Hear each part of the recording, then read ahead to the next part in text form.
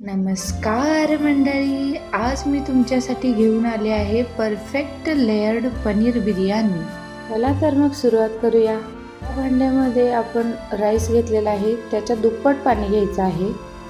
आता यामध्ये आपण काही खडे मसाले घालणार आहोत। 1 चमचा जिरे, दालचिनी, तमालपत्र, बदाम फूल आणि 4 लवंग, थोडंसं तेल। पाण्यात थोडं तेल घातल्यामुळे तांदूळ एकमेकांना चिकटत नाही आणि आपली बिर्याणी छान सुटसुटीत आणि मोकळी होते। आता पाण्याला छान उकळी आली आहे, तर यामध्ये आपण चवीनुसार मीठ घालूया। मसाले थोडे मंद आचेवर शिजत आहेत, तोपर्यंत आपण राईस प्रिपेअर करून घेऊया। यासाठी मी अर्धा किलोला थोडा जास्त तांदूळ आज घेतलेला आहे। 2 ते 3 वेळा स्वच्छ तांदूळ धुवून घ्यायचा आहे। यामध्ये थोडा लिंबाचा रस घातलेला आहे। लिंबाचा रस घातल्यामुळे भात छान पांढरा शुभ्र दिसतो आणि त्याचा सुटसुटीतपणाही टिकून राहतो। आता हा स्वच्छ धुवून घेतलेला तांदूळ आपण मसाल्यांच्या खमंग उकळत्या पाण्यात घालूया। लक्षात ठेवा, आपल्याला हा तांदूळ पूर्ण न शिजवता फक्त 80% शिजवून घ्यायचा आहे। सुरुवातीला गॅसची फ्लेम मोठी ठेवून पाण्याला एक कडक उकळी येऊ द्यायची आहे।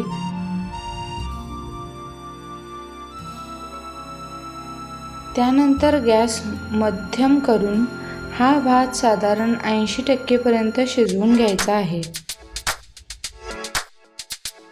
यामुळे तांदळाचा दाणा लांबसडक होतो आणि तो तुटतही नाही। तोपर्यंत आपला भात शिजतोय, तोवर आपण बिर्याणीसाठी लागणारा कांदा तळून घेऊया। या बिर्याणीसाठी मी अर्धा किलो मोठ्या आकाराचा कांदा वापरलेला आहे, जो असा उभा पातळ चिरून घेतलेला आहे।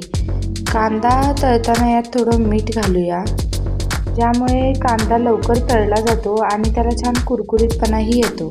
कढईमध्ये तेल गरम झालं की आपण यात कापलेला अर्धा कांदा घालणार आहोत।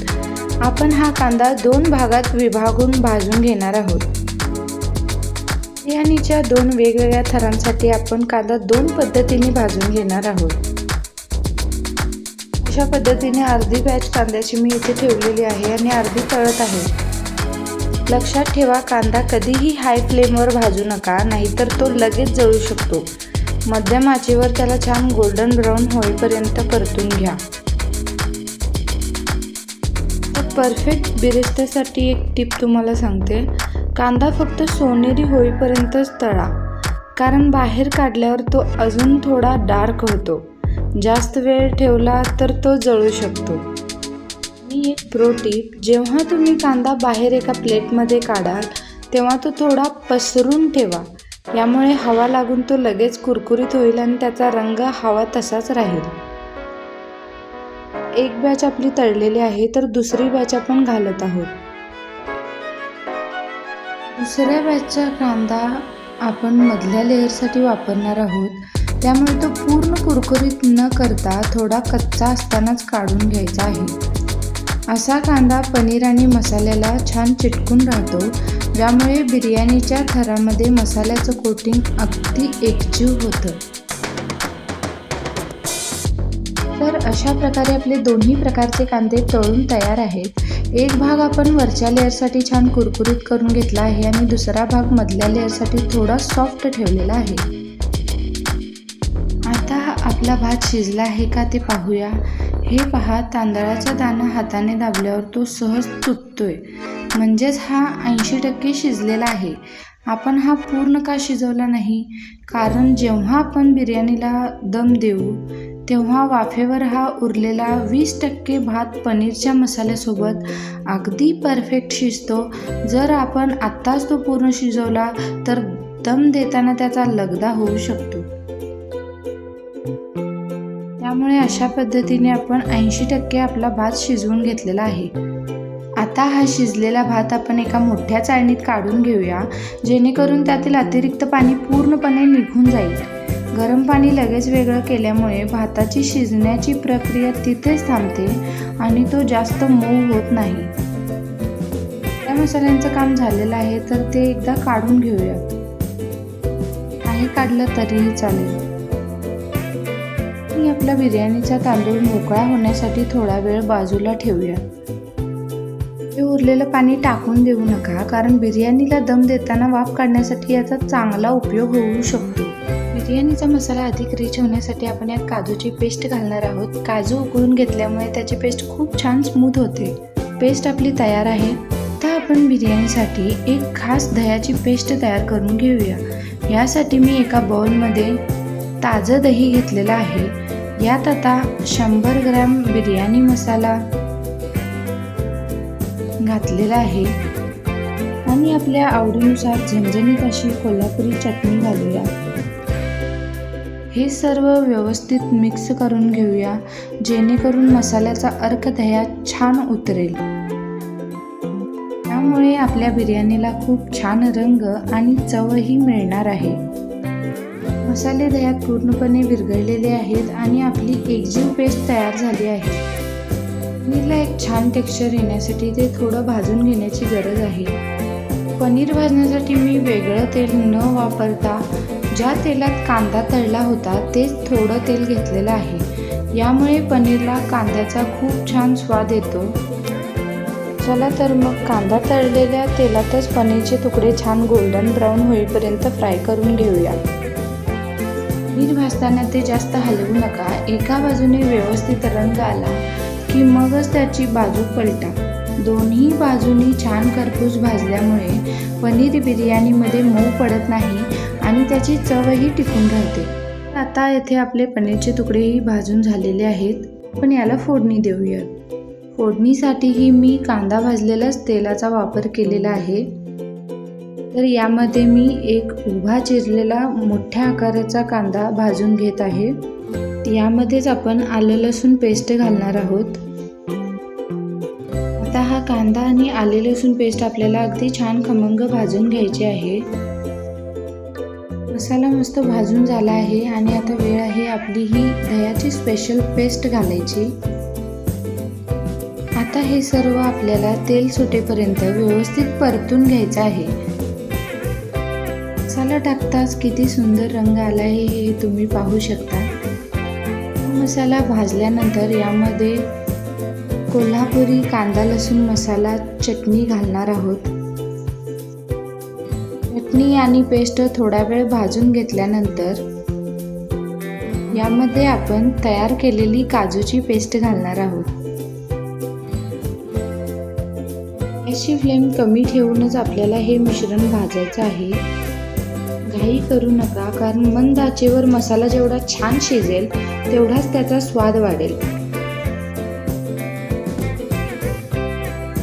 मसाल्याच्या कडेने तेल सुटू लागलं की समजायचं की ग्रेव्हीचा बेस तयार झाला आहे. तुम्ही पाहू शकता मसाल्याला मस्त तेल सुटलं आहे आणि आपला मसाला आता पूर्णपणे तयार आहे. तर आता यात चवीनुसार थोडंसं मीठ आणि फ्रेश चिरलेला पुदिना घालूया. पुदिन्यामुळे बिर्याणीला खूप छान सुगंध येतो. हे थोडं परतून झालं की मग आपण यात भाजलेले पनीरचे तुकडे मिक्स करणार आहोत. पनीर आपण आधीच शिजवून घेतल्यामुळे याला आता जास्त शिजवण्याची अजिबात गरज नाही आहे. फक्त 5 मिनिटे वाफ काढली की पनीरमध्ये मसाल्याची चव छान उतरते. जास्त वेळ शिजवलं तर पनीर चिवट होऊ शकतं. त्यामुळे आता आपण गॅस बंद करूया. रंगासाठी मी इथे दुधाचा वापर करत आहे. यामध्ये थोडंसं केशर आणि हळदपूड घातलेली आहे. नॅचरल इन्ग्रेडियंट्सचा वापर करून आपण याला कलरिंग देणार आहोत. तो फूड कलर टाळा. आता सर्वात महत्त्वाचा भाग म्हणजे बिर्याणीचा थर लावणे. बिर्याणीला दम देण्यासाठी मी एक तवा आधीच प्रीहीट करायला ठेवला आहे. आता एक मोठं भांडं घेऊन त्याच्या तळाला एक प्लेट ठेवली आहे, जेणेकरून मसाला खाली लागणार नाही. भांड्याला आतून थोडं तेल लावून घेतलेलं आहे आणि त्यावर सर्वात आधी आपला अर्धा शिजवलेला भात एकसारखा पसरून घेणार आहोत. भाताच्या पहिल्या थरावर आपण जो दुसरी बॅच काढलेला कांदा आहे, थोडा कच्च्यावर अर्धा होता, तो आता यावरती आपण छान पसरून घेणार आहोत.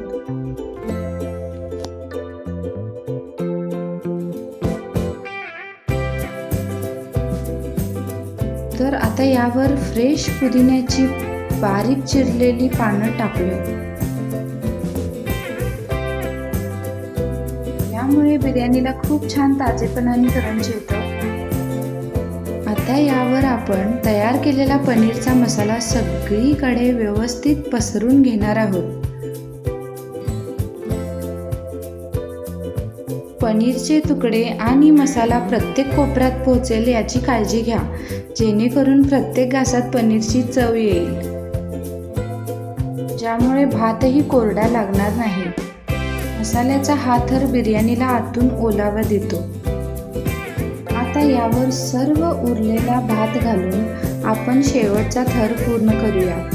माझं भांडं मोठ्या आकाराचं आहे, त्यामुळे मी एकच मोठा लेअर करत आहे. पण जर तुमचं भांडं खोलगट किंवा छोटं असेल तर तुम्ही हेच साहित्य वापरून 2 ते 3 छोटे थर लावू शकता. भात सगळीकडे एकसारखा पसरून घ्या आणि आता यावर बिर्याणीवर फायनल टच देण्याची वेळ आली आहे. यावर आपण भरपूर बिरिस्ता म्हणजेच तळलेला सोनेरी कांदा घालून घेऊया.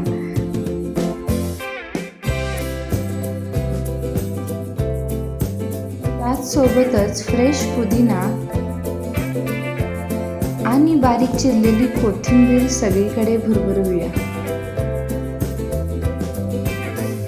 या 2 गोष्टींमुळे बिर्याणीला तो खरा खमंग सुवास आणि हॉटेलसारखा एकदम रिच लुक येतो.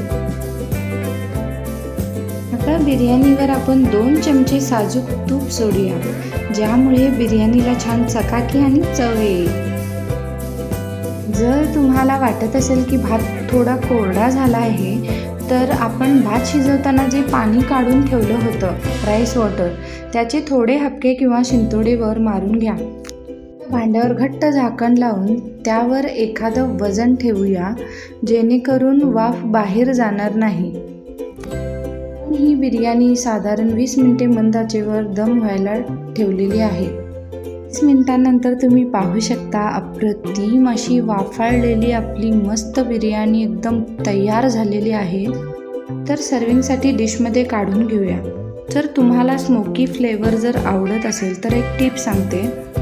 तुम्हाला जर स्मोकी फ्लेवर आवडत असेल तर या ठिकाणी तुम्ही दमही देऊ शकता. त्या कोळशावर फक्त थोडंसं साजूक तूप आणि वेलची पूड. आपली शाही पनीर बिर्याणी काय जबरदस्त दिसते. ही रेसिपी तुम्ही घरी नक्की ट्राय करा आणि कशी वाटली ते मला कमेंटमध्ये नक्की सांगा. व्हिडिओ आवडला असल्यास लाईक, शेअर आणि सबस्क्राईब करायला विसरू नका. पुन्हा भेटूया अशाच एका खमंग रेसिपीसोबत. तोपर्यंत धन्यवाद.